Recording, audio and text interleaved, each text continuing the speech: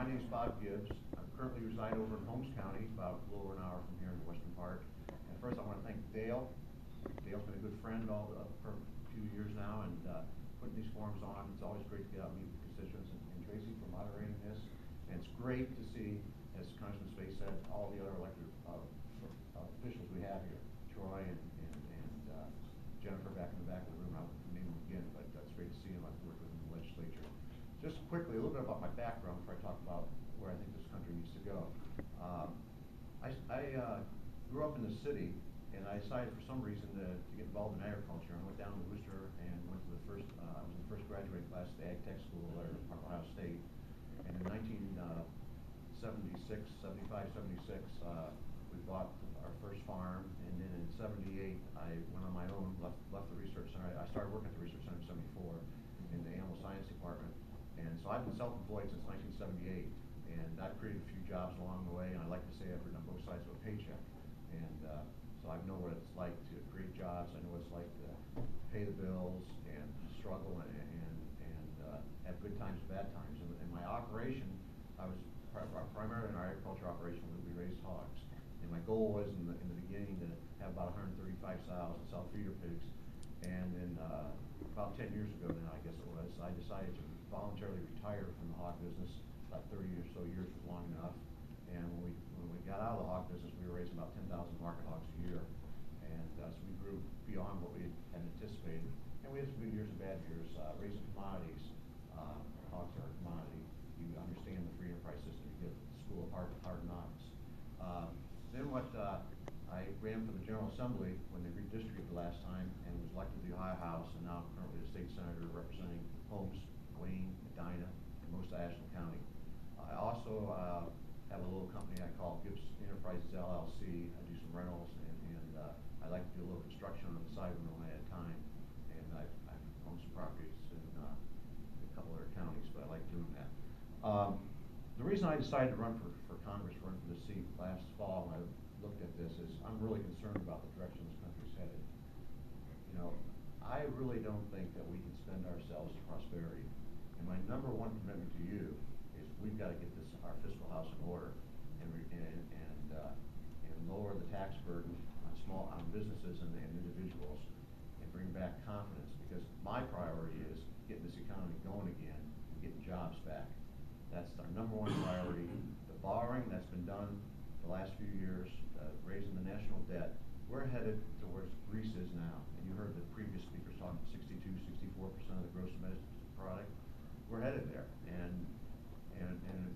we're on a course of I don't even like to think the track we're on, and we've got to fix it. It's becoming a national security issue. We're mortgaging the future of our kids and their kids and probably their kids, and the only way out of this is we've got to cut spending. How we cut spending, if you look what's happened in spending in the last couple of years now, it's grown tremendously. I think we've had 10% growth in the budget, and we need each year. Federal deficit has been over $1 trillion each year. And to put this in a little bit of perspective, when my congressman and your congressman, once you're in the 18th, took office, and Nancy Pelosi took office in January 2007, the federal deficit was $161 billion. That's $161 billion too much, but at the end of that Congress, it was $462 billion. Last September, at the end of the fiscal year, it was $1.42 trillion, and now we're looking at 1.5 or somewhere in there, pushing $2 trillion every year, as far as the eye can see. Totally unsustainable. We've got to get that around, change that course we're on, because it's a path of destruction. It's a path of lowering our quality of life, our standard of living in this country.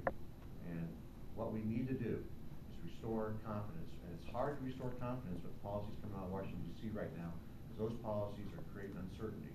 You certainly do not pass legislation like our congressman voted for, the cap and trade. It's going to kill at least 100,000 jobs in Ohio. Who knows how many in the 18th, and probably a high percentage of those will be in the 18th. Kill jobs, raise energy costs, raise electricity costs probably at least 60% for our homes, our families, and we just cannot tolerate those kind of policies. And another thing you don't do, you don't pass new entitlement programs.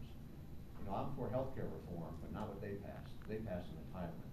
And if you look at the numbers, currently Washington expects to bring in about 2.1, maybe $2.2 trillion in revenue in this this annual budget.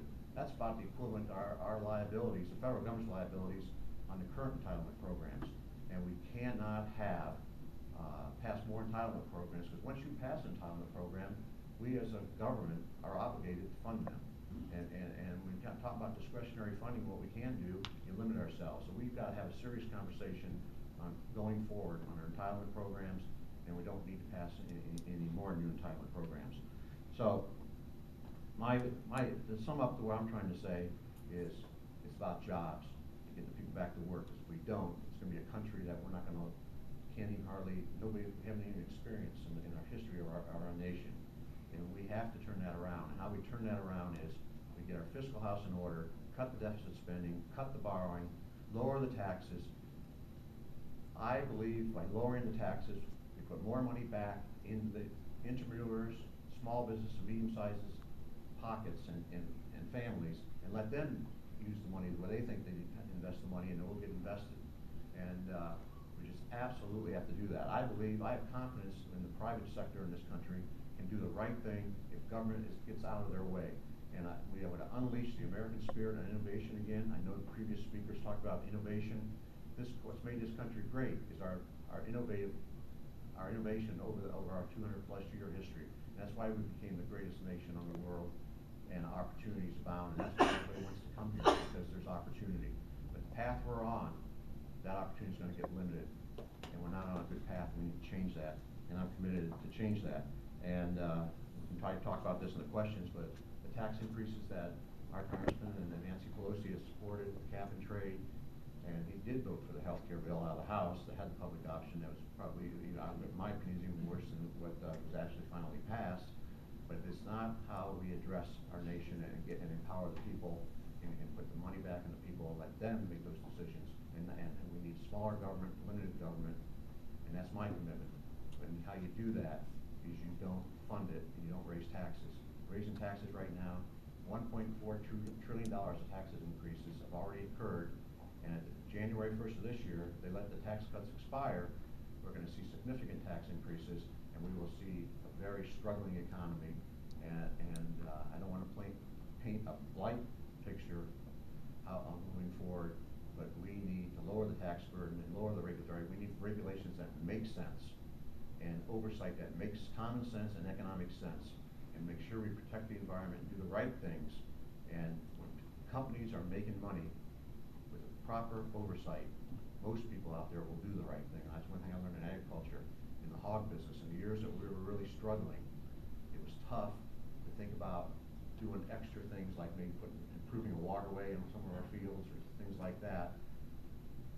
Our main concern was paying the employees, paying the mortgage, paying the bills, and staying in business. And when we were making money, that's the time you could think about doing things that you want to do as an individual or a company and moving forward. But if we put these burdens on our companies, they're not going to be here, and they're not going to be profitable, and they're not going to be vibrant. And so we need to have strong, proactive, free market capitalism type policies and an energy to